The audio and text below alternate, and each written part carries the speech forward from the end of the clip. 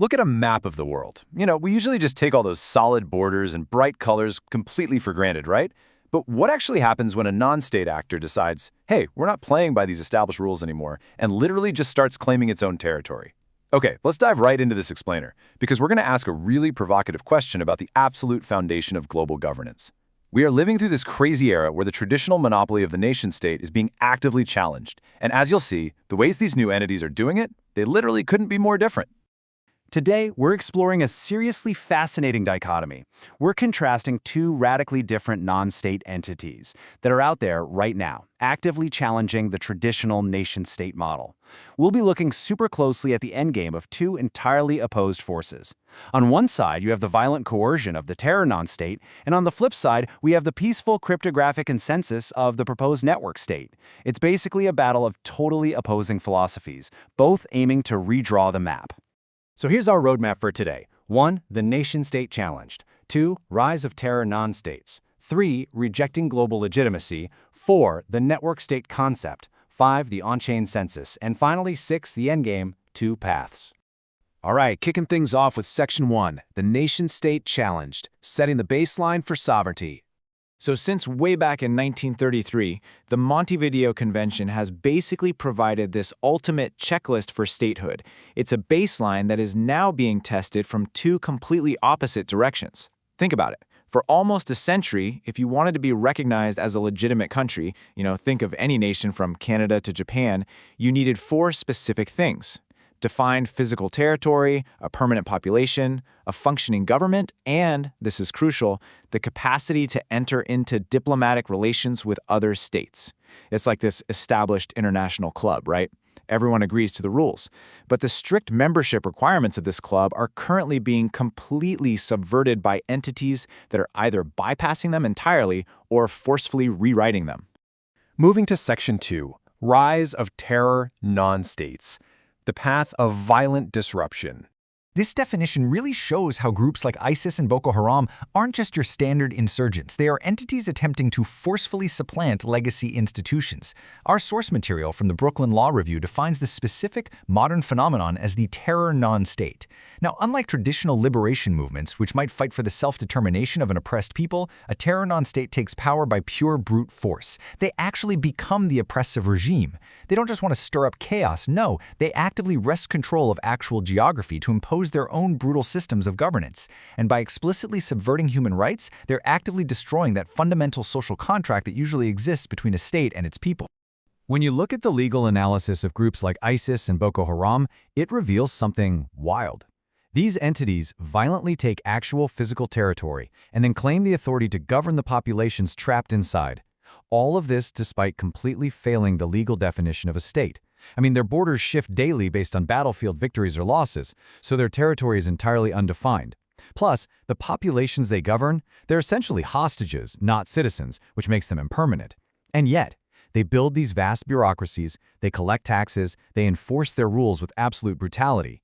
They are literally acting exactly like a state, but operating without a single shred of legal standing or international recognition. Which brings us to Section 3.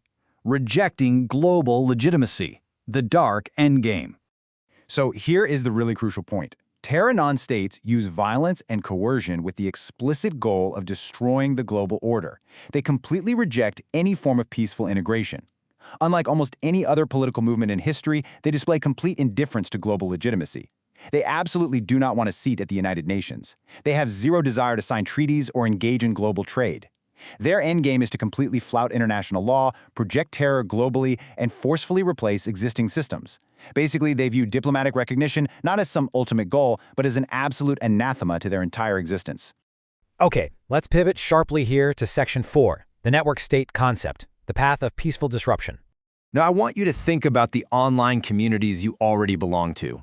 What if they actually had the collective capital to crowdfund real physical territory? Unlike the violent approach we were just looking at, this concept, which was proposed by technologist Balaji Srinivasan, is a cloud-first, land-last philosophy. It's built on aligned ideologies and peaceful, crowd-funded capital. Instead of seizing land with weapons, a network state starts entirely in the digital realm. It starts with mines, not maps. You bring together people from all over the globe who share a profound moral innovation or alignment, and then, only much later, translate that digital community into a physical footprint. This gradualist approach shows how anyone with a laptop could, theoretically, start a society online and eventually achieve actual statehood. It's like a giant puzzle. First, you build a startup society. Honestly, that could be as simple as a Discord server united by a single purpose and a shared treasury. As it matures and develops its own internal economy, it evolves into a network union, which is capable of collective bargaining and organizing its digital citizens. Then, when that union actually starts crowdfunding physical apartments, houses, or towns globally and connecting those physical nodes via the internet, boom, it becomes a network archipelago. And the final boss? Scaling that distributed archipelago into a fully recognized network state.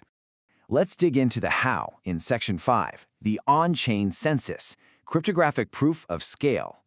But you're probably wondering, how exactly does an online community convince a legacy nation-state to take it seriously, especially without using force? Well, if the terror non-state relies on the law of the jungle, the network state relies on the law of mathematics. They use an on-chain census.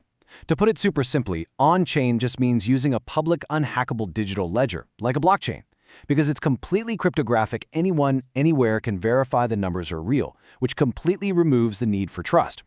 It transparently shows the world their exact user count, their collective wealth, and their distributed real estate footprint. It's this peaceful, verifiable ledger that simply says to the world, hey, look how big we are. This statistic perfectly highlights why an on-chain census is so incredibly powerful. An online community of just a few million people? That's actually the size of most existing legitimate countries. Seriously, we are talking about places like Luxembourg, Estonia, or New Zealand. Think about that for a second.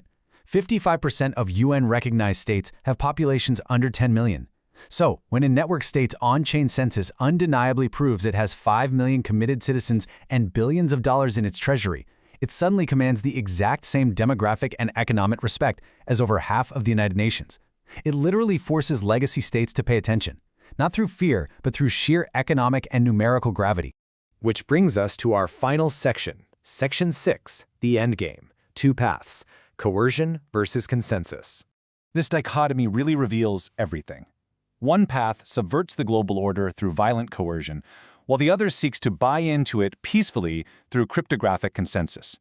The path of the sword on the left demands obedience. The terror non-states fights a physical war against the very concept of international law, demanding control at the barrel of a gun and outright rejecting global legitimacy. Meanwhile, you have the path of the handshake on the right, which organizes voluntarily. The network state leverages the internet and blockchain to align capital and people, culminating in this desire to peacefully gain diplomatic recognition and actually sit at the table alongside traditional nations. They are complete opposites in method and motivation, yet both, fascinatingly, are exploiting the weakening grip of the legacy nation-state. So, as traditional state capacity shifts, I'll leave you with this final thought on the future of our world map. Will the blank spaces on tomorrow's map be filled by groups that burn down the system just to seize control? Or will they be filled by peaceful, digital communities that simply out-innovate it? The very concept of sovereignty is fracturing right in front of us, and understanding these two radically different paths is absolutely crucial for navigating what comes next. Keep questioning the structures around you, and I'll catch you in the next explainer.